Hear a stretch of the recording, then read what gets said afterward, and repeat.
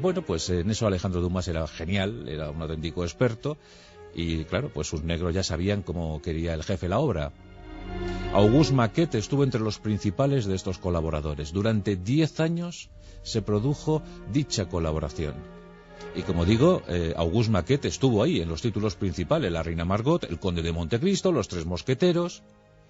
O sea que no faltó Auguste Maquet a la cita, y además Alejandro Dumas se sirvió muy bien de este experto en historia, porque era el documentalista, era el que le buscaba la documentación, el que daba los trazos esenciales a la historia, el que hacía la historia verosímil, con datos concretos sobre determinadas épocas que gustaba a Alejandro Dumas traer a sus libros.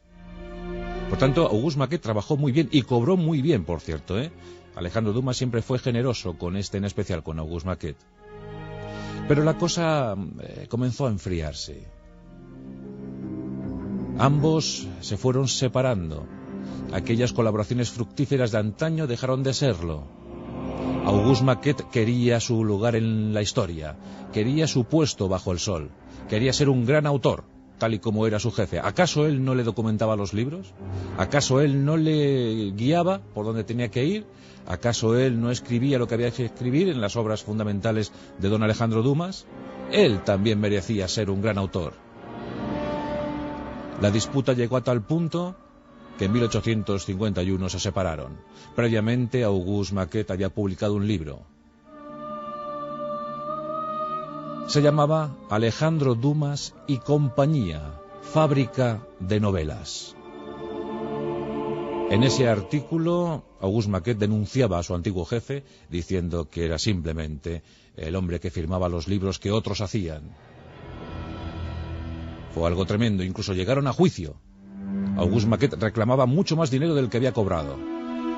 Denunció a Alejandro Dumas, los dos se presentaron ante el juez, pero el juez, después de examinar las obras, determinó que Alejandro Dumas no era culpable, que desde luego el sello, la rúbrica, el estilo era de Dumas. Otra cosa es que Auguste Maquet le hubiese ayudado con la documentación, que le hubiese hecho el grueso del texto, pero que desde luego el estilo era impecable, el estilo era de Dumas. Y por tanto salió indemne, nadie le pudo acusar de nada, pero ya París lo sabía. A tal punto llegó la cosa que en una conversación, después de una cena opípara, Alejandro Dumas interpeló a su hijo.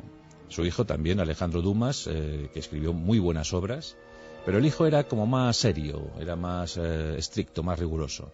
Y fijaos lo que ocurrió. Alejandro Dumas, en un momento de la conversación, le dice a su hijo: «Querido Alejandro, ¿has leído mi última novela?». El hijo se quedó callado unos segundos y tras pensar la respuesta dijo a su padre: «Yo sí. ¿Y tú?».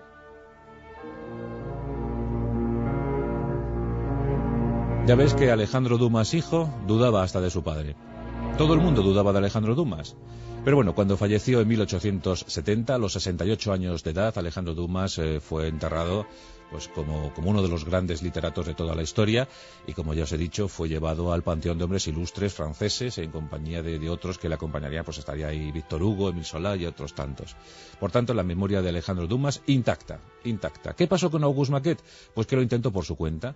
Intentó ser autor, intentó ser aclamado, pero nadie creyó en él. Sus obras eran mediocres, tal y como las había afirmado antes de conocer a Alejandro Dumas. Desde luego que Alejandro Dumas le daba luz, le daba energía, le daba vigor para trabajar, y una vez en solitario Auguste Maquet no pudo ser el autor que pretendía. Nadie compró sus libros.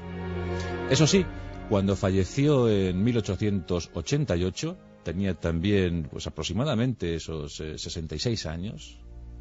Cuando falleció, tenía 75 años cuando murió, era rico. ¿Por qué? Porque el gran dinero, las enormes sumas que había percibido siendo negro de Alejandro Dumas, las había invertido muy bien. Como digo, era profesor de historia, pero había invertido muy bien sus ahorrillos. Por tanto, falleció a los 75 años y rico, a diferencia de su oponente, Alejandro Dumas, quien falleció más pobre que ninguno. Se había arruinado tantas veces. Pues este es el versus, este es el enfrentamiento entre dos enemigos íntimos de la historia. Por un lado, Alejandro Dumas, el celebrado; por otro lado, Auguste Maquet, el negro. La rosa de los vientos, con Juan Antonio Cebrián.